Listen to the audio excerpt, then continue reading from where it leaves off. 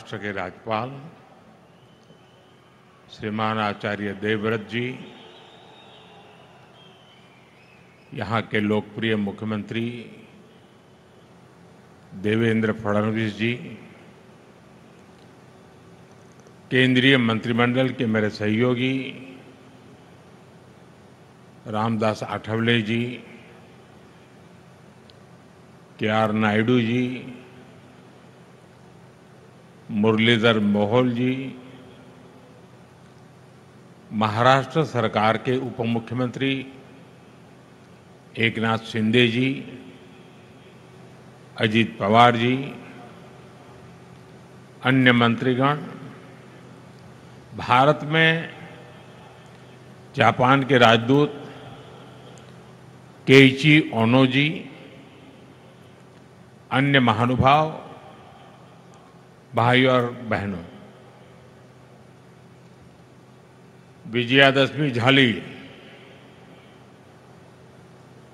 कोजागरी पौर्णिमा झाली आणि आता 10 दिवसांनी दिवाळी. तुम्हाला या सर्वांसाठी खूप खूप शुभेच्छा देतो.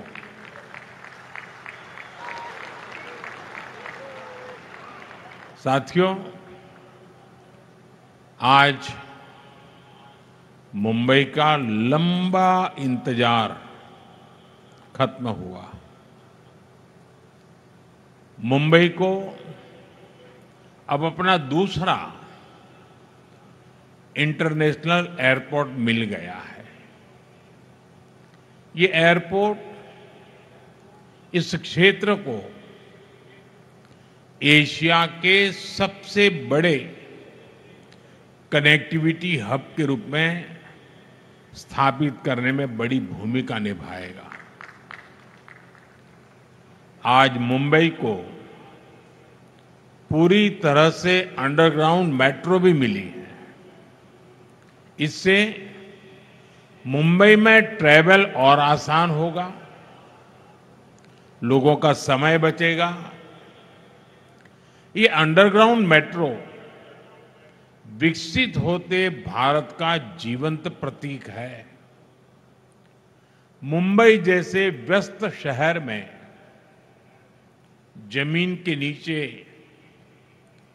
और वो भी ऐतिहासिक बिल्डिंगों को सुरक्षित रखते हुए, ये शानदार मेट्रो बनाई गई है. मैं इससे जुड़े श्रमिकों और इंजीनियर्स को भी आज बधाई देता हूं. साथियों, ये समय भारत के नौजवानों के लिए अनगिनत अवसरों का समय है. कुछ दिन पहले ही देश की अनेक आईटीआई को इंडस्ट्री से जोड़ने के लिए 60,000 करोड़ रुपए की पीएम सेतु स्कीम लॉन्च हुई है. आज से महाराष्ट्र सरकार ने सैकड़ों आईटीआई और तकनीकी स्कूलों में नए प्रोग्राम का शुभारंभ किया है. इसके स्कूलों में पढ़ने वाले बच्चों को भी drone, robotics, electric vehicle, solar energy, green hydrogen, ऐसी अनगिनत नई टेक्नोलॉजी की ट्रेनिंग मिल पाएगी. मैं महाराष्ट्र के युवाओं को बहुत बहुत शुभकामनाएं देता हूं. साथियों, आज इस बड़े अवसर पर मैं महाराष्ट्र के सपूत लोक नेता दीबा पाटिल जी को भी याद कर रहा हूं. उन्होंने समाज के लिए, किसानों के लिए जिस सेवा भाव से काम किया, वो हम सभी के लिए प्रेरणा है.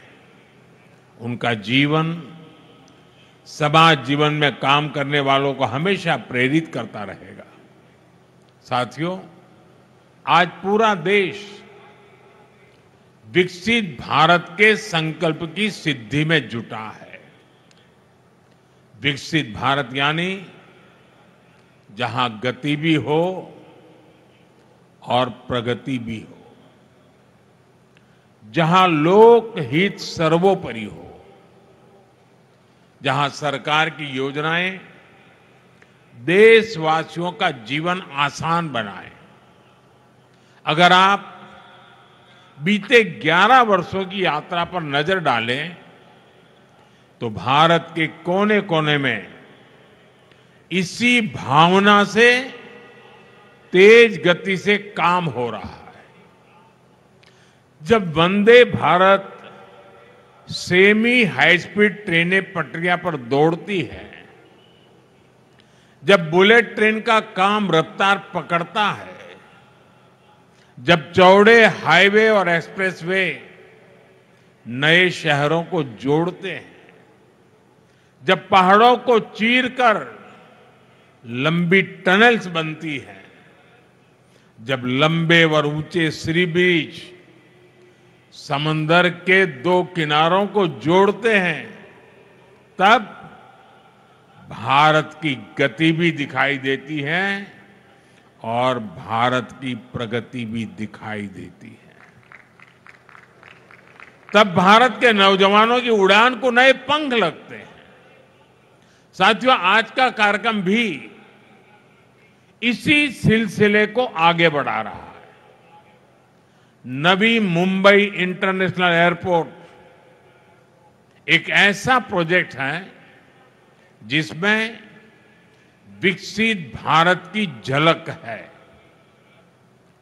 ये छत्रपति शिवाजी महाराज की धरती पर बना है और इसका आकार कमल के फूल जैसा है। यानी ये संस्कृति और समृद्धि का जीवंत प्रतीक है। इस नए एयरपोर्ट से महाराष्ट्र के किसान यूरोप और मिडिल ईस्ट के सुपरमार्केट से भी जुड़ जाएंगे। यानी किसान की ताजा उपज, फल, फूल, सब्जी और मछुआरों के उत्पाद तेजी से ग्लोबल मार्केट तक पहुंच पाएंगे। इस एयरपोर्ट से यहां आसपास के छोटे और लघु उद्योगों के लिए एयरपोर्ट की लागत कम होगी। यहां निवेश बढ़ेगा, नए उद्योग, नए उद्यम लगेंगे।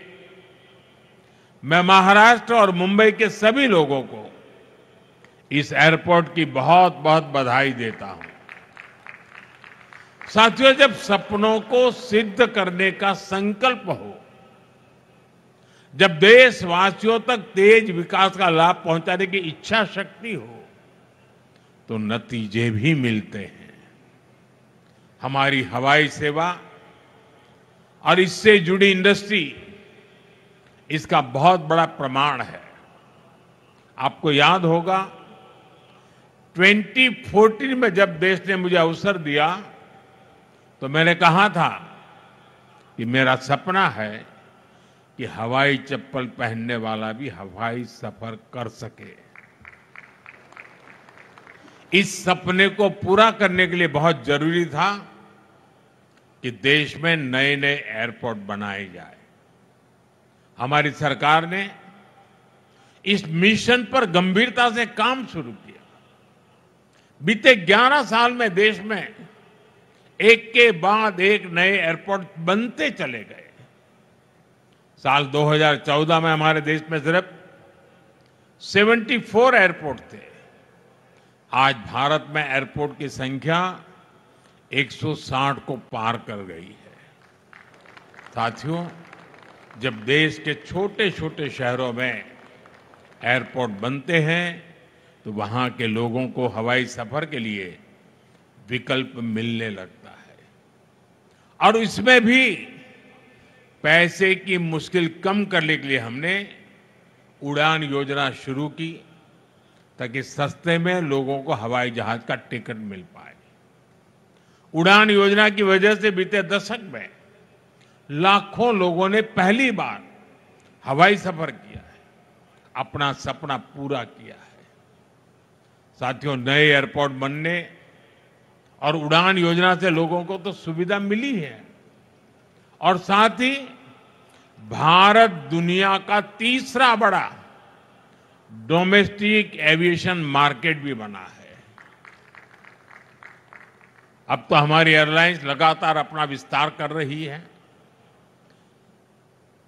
और लोगों के लिए आश्चर्य होता है जब दुनिया के लोग जानते हैं अकेले हिंदुस्तान से इन दिनों हवाई जहाज बनाने वाली कंपनियों के पास करीब करीब 1000 नए हवाई जहाज का ऑर्डर बुक पड़ा है। इससे नए pilots, cabin crew, engineers, ground workers के लिए नए अवसर बन रहे हैं। साथियों, जब जहाज बढ़ते हैं तो मेंटेनेंस, रिपेयर का काम भी बढ़ता है। इसके लिए भी हम भारत में ही नई सुविधाएं बना रहे हैं। हमारा लक्ष्य है कि इस दशक के अंत तक भारत एक बड़ा एमआरओ हब बने। इसमें भी भारत की युवाओं के लिए रोजगार के अनेक नए अवसर बन रहे हैं। साथियों, आज भारत दुनिया का सबसे युवा देश है। हमारी ताकत हमारे नौजवान है। इसलिए हमारी हर नीति का फोकस युवाओं को ज्यादा से ज्यादा रोजगार के अवसर देने पर है। जब इंफ्रास्ट्रक्चर पर अधिक निवेश होता है तब रोजगार पैदा होता है। जब 76,000 करोड़ रुपए की लागत से वाडवण जैसा पोर्ट बनता है तब जाकर के रोजगार पैदा होता है। जब व्यापार बढ़ता है, लॉजिस्टिक्स से जुड़े सेक्टर को गति मिलती है, तब अनगिनत रोजगार बढ़ते चले जाते हैं। भाइयों और बहनों, हम उन संस्कारों में पले बड़े हैं जहां राष्ट्र नीति ही राजनीति का आधार है। हमारे लिए इंफ्रास्ट्रक्चर पर लगने वाला एक एक पैसा देशवासियों की सुविधा और सामर्थ्य को बढ़ाने का माध्यम है। लेकिन दूसरी तरफ देश में एक ऐसी राजनीतिक धारा भी रही है जो जनता की सुविधा नहीं, सत्ता की सुविधा को ऊपर रखती है। ये वो लोग हैं जो विकास के काम में रुकावट डालते हैं, घोटाले घपले करके विकास के जुड़े प्रोजेक्ट्स को पटरी से उतार देते हैं। दशकों तक देश ने ऐसे नुकसान को देखा है। साथियों, आज जिस मेट्रो लाइन का लोकार्पण हुआ है, ये उन लोगों के कारनामों की याद भी दिलाता है। मैं उसके भूमि पूजन में शामिल हुआ था। तब मुंबई के लाखों परिवारों को उम्मीद जगी थी कि उनकी परेशानियां कम होगी। लेकिन फिर कुछ समय के लिए जो सरकार आई, उसने ये काम ही रोक दिया। उनको सत्ता मिली, लेकिन देश को हजारों करोड़ रुपए का नुकसान हुआ। इतने सालों तक असुविधा हुई। अब ये मेट्रो लाइन बनने से 2-2.5 घंटे का सफर 30-40 मिनट में हो जाएगा। जिस मुंबई में एक एक मिनट का महत्व है, वहां 3-4 साल तक इस सुविधा से मुंबईकर वंचित रहे। ये किसी पाप से कम नहीं है।